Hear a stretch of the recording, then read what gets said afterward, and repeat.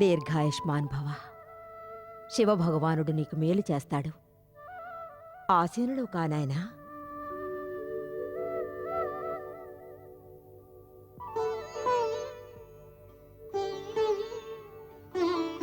మాత, నేను క్లిష్ట సమస్యకు సమాధానం కోరి వచ్చాను.